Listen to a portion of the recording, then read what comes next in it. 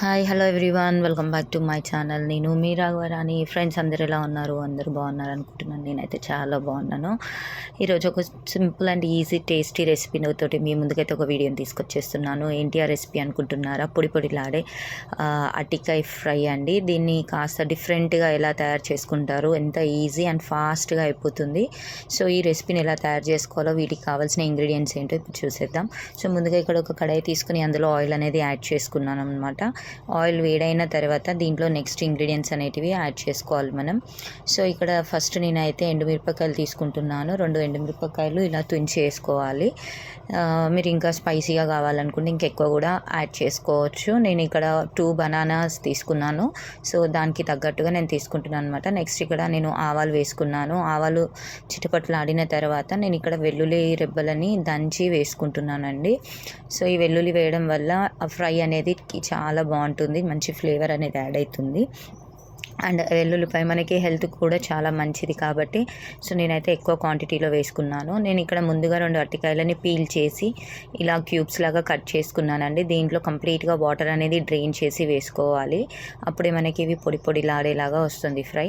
So ఇలా వేసుకుని దీన్ని ఒకసారి కలుపుకొని ఒక 2 కరివేపాకు రెమ్మలు వేసుకోవాలి. వేసుకున్నాక కలుపుకొని దీన్ని మూత పెట్టేసుకొని మనమైతే కుక్ చేసుకోవాలన్నమాట.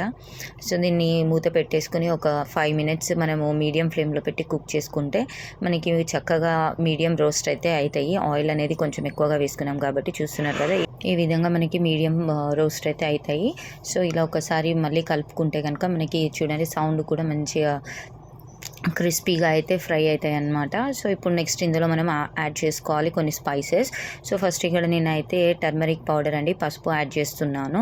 నెక్స్ట్ నేను ఇక్కడ ధనియాల పొడి అనేది యాడ్ చేస్తున్నాను అనమాట. ఇక్కడ ఒక 1 స్పూన్ ధనియాల పొడి అయితే తీసుకుంటున్నాను. ఇక్కడ నేను కారం అనేది ఎలాంటి కారం అయితే యాడ్ చేయట్లేదు, ఎందుకంటే నేను ఇక్కడ ఒక పొడి యాడ్ చేస్తున్నానండి. ఆ పొడి ఎలా తయారు చేసుకోవాలో నేను నెక్స్ట్ మీకు ఇంకొక వీడియోలో అయితే చూపిస్తాను. అలానే రుచికి తగినంత సాల్ట్ అయితే యాడ్ చేసుకోవాలి. సో ఇది వచ్చేసి నువ్వుల పొడి అండి. ఇది రైస్లో కానీ చేశాను. ఇది మనకి దోశల్లోకైనా రైస్లోకైనా వేడివేడి అన్నంలో నెయ్యి వేసుకుని తింటే చాలా బాగుంటుంది. అలానే ఇలా ఫ్రై ఐటమ్స్లో 1-2 స్పూన్స్ అనేది యాడ్ చేస్తే కూడా చాలా బాగా టేస్ట్ అయితే వస్తుంది. సో ఈ నువ్వుల పొడి ఎలా తయారు చేసుకోవాలి నేను మీకైతే నెక్స్ట్ వీడియో అయితే అప్లోడ్ చేస్తాను. ఇక్కడ మీరు నువ్వుల పొడి బదులు అలానే పల్లీల పొడి కూడా యాడ్ చేసుకోవచ్చు.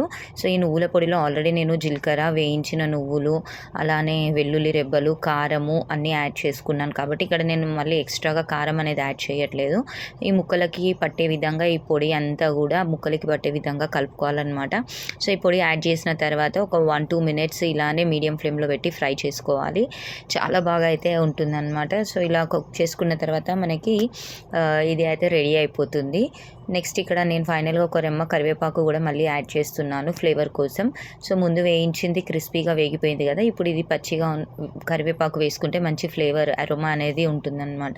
సో ఫైనల్గా ఇంకా కొరియండర్ యాడ్ చేసి గార్నిష్ చేసుకుంటే మనకి ఎంతో టేస్టీ క్రిస్పీ బనానా ఫ్రై అయితే రెడీ అయిపోతుంది. సో దీని కాంబినేషన్లో టమాటో రసం కానీ పప్పు చారు సో చాలా బాగుంటుంది. నేనైతే టమాటో రసం చేశాను, అది కూడా నేను మీకు నెక్స్ట్ వీడియోలో అయితే అప్లోడ్ చేస్తాను.